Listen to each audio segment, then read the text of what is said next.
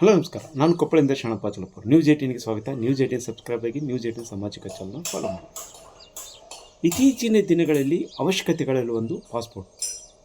ಸಾಕಷ್ಟು ಜನ ಪಾಸ್ಪೋರ್ಟ್ಗಳನ್ನು ಹೊಂದ್ತಾರೆ. ಏನು ಆಧಾರ್ ಕಾರ್ಡು, ಲೈಸೆನ್ಸು ಈ ರೀತಿ ಏನು ಹೊಂದಿರ್ತಾರೆ, ಅದೇ ರೀತಿ ಪಾಸ್ಪೋರ್ಟ್ ಹೊಂದಿರುವುದು ಸಹಜವಾಗಿರುವಂಥದ್ದು ಇದೆ. ಇದು ಒಂದಿಷ್ಟು ವಿದೇಶಿ ಜನಕ್ಕೆ ಹೋಗಬೇಕಾಗಿದೆ, ಕೆಲವಷ್ಟು ಧಾರ್ಮಿಕ ಕಾರಣಕ್ಕೂ, ಸಂಬಂಧಿಕರು ಮತ್ತು ವ್ಯವಹಾರಕ್ಕೂ ಹೀಗಾಗಿ ಒಂದು ಪಾಸ್ಪೋರ್ಟನ್ನು ಮಾಡಿಸಿಟ್ಕೊಳ್ಳೋದು ತೀರಾ ಅವಶ್ಯಕತೆ ಅನ್ನುವಂಥ ಮಟ್ಟದಲ್ಲಿ ಬಂದಿದೆ. ಕೊಪ್ಪಳ ಜಿಲ್ಲೆಯಲ್ಲಿ ಜನ ಈ ಹಿಂದೆ ಪಾಸ್ಪೋರ್ಟ್ಗಾಗಿ ಅವರು ಗದಗನ್ನು ಏನು ಬೆಂಗಳೂರಿನ ಆಶ್ರಯಿತರು. ಇಲ್ಲಿ ಪ್ರಧಾನ ಅಂಚೆ ಕಚೇರಿಯಲ್ಲಿ ಒಂದು ಅರ್ಜಿಯನ್ನು ಹಾಕಿದಾಗ ಆ ಅರ್ಜಿ ವೆರಿಫಿಕೇಷನ್ಗೆ ಬೆಂಗಳೂರಿಗೆ ಹೋಗಬೇಕಾಗಿತ್ತು. ಇದನ್ನು ತಪ್ಪಿಸುವಂಥ ಉದ್ದೇಶದಿಂದ 2019ರಲ್ಲಿ ಅಂದಿನ ಸಂಸದರಾದ ಸಂಗಣ್ಣ ಕರಡಿಯವರ ಪ್ರಯತ್ನದಿಂದ ಇಲ್ಲಿ ಒಂದು ಪಾಸ್ಪೋರ್ಟ್ ಕೇಂದ್ರವನ್ನು ಆರಂಭವಾಗಿದೆ. ಅದು ಖುಷಿಯನ್ನು ತಂದಿರುವುದು ಮತ್ತು ಇಲ್ಲಿ ಜನಕ್ಕೆ, ಈ ಭಾಗದ ಜನಕ್ಕೆ ಸಾಕಷ್ಟು ಖುಷಿಯನ್ನು ತಂತು. ಅಲ್ಲಿಂದ ಇಲ್ಲಿಗೆ ಪ್ರಧಾನ ಅಂಚೆ ಕಚೇರಿಯ ಒಂದು ಅಂಚೆ ಕಚೇರಿಯಲ್ಲಿ ಪಾಸ್ಪೋರ್ಟ್ ಕೇಂದ್ರ ಆರಂಭವಾಯಿತು.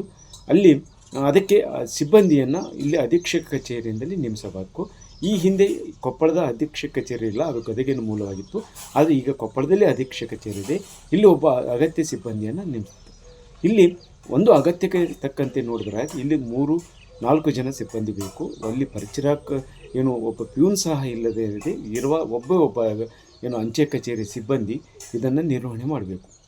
ಇಲ್ಲಿ ಕೊಪ್ಪಳ, ಗದಗ, ಪಕ್ಕದ ಜಿಲ್ಲೆಗಳು ವಿಜಯನಗರ ಮತ್ತು ರಾಯಚೂರಿಂದಲೂ ಸಹ ಇಲ್ಲಿ ಜನಕ್ಕೆ ಬರ್ತಾರೆ. ಯಾಕಂದರೆ ಇಲ್ಲಿ ಒಂದಿಷ್ಟು ಹತ್ತಿರದ ಆಗ್ತಾಯಿದೆ, ಜೊತೆಗೆ ಬೇಗ ಆಗ್ಬೋದು ಅನ್ನುವಂಥ ಕಾರಣಕ್ಕಾಗಿ ಇಲ್ಲಿ ಬಂದು ಅರ್ಜಿಯನ್ನು ಸಲ್ಲಿಸ್ತಾರೆ. ಆದರೆ ಬಂದಿರುವಂಥವರಿಗೆ ಇಲ್ಲಿ ಇಡೀ ದಿನ ಕಾಯಬೇಕಾದಂಥ ಅನಿವಾರ್ಯತೆ ಇದೆ. ಕಾರಣ ಅಂತೇಳಿದ್ರೆ ಇರುವಂಥ ಒಬ್ಬ ಸಿಬ್ಬಂದಿ ಪ್ರತಿಯೊಬ್ಬರ ವೆರಿಫಿಕೇಷನ್ ಮಾಡಲು ಕನಿಷ್ಠ ಒಂದು 10 ನಿಮಿಷವಾದರೂ ಬೇಕು.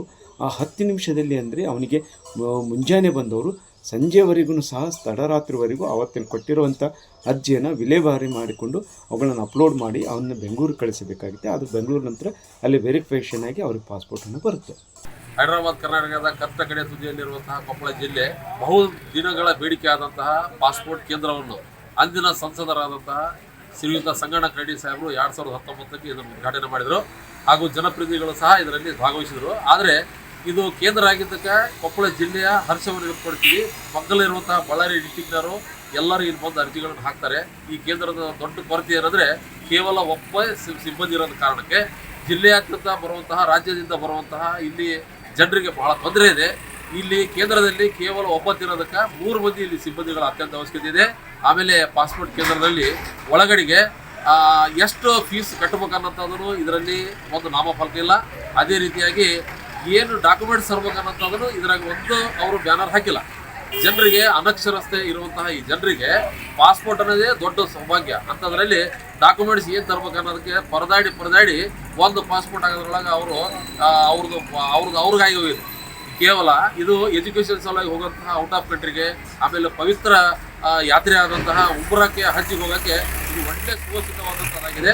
ದಯಮಾಡಿ ನಾನು ಸರ್ಕಾರಕ್ಕೆ, ಮಾನ್ಯ ಸಂಸದರಿಗೆ, ಈಗಿರುವಂಥ ಸಂಸದರಿಗೂ ನಾನು ಮನವಿ ಮಾಡ್ತೀನಿ. ಇದೇ ಮುಖಾಂತರವಾಗಿ ತಾವು ದಯಮಾಡಿ ವಿಸಿಟ್ ಕೊಟ್ಟು ಸಿಬ್ಬಂದಿಯನ್ನು ಶೀಘ್ರದಲ್ಲಿ ಮಾಡಿ ಸಾರ್ವಜನಿಕ ಅನುಕೂಲ ಮಾಡಿಕೊಡ್ಬೇಕಂತೇಳಿ ನಾನು ಬೇಡಿಕೆ.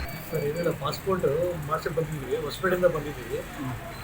ಇಲ್ಲಿ ಭಾಳ ರಶ್ ಇದೆ, ಒಬ್ಬರೇ ಇದ್ದಾರೆ. ಅದಕ್ಕೆ ಸ್ವಲ್ಪ ಏನೋ ಒಂದು ವ್ಯವಸ್ಥೆ ಮಾಡಬೇಕಂತ ಹೇಳಿದ್ದೀನಿ. ಅಲ್ಲಿ ಈಗ ನೀವು ಅಲ್ಲಿ ಹೊಸಪೇಟೆಗೆ ಏನು ಇಲ್ಲ?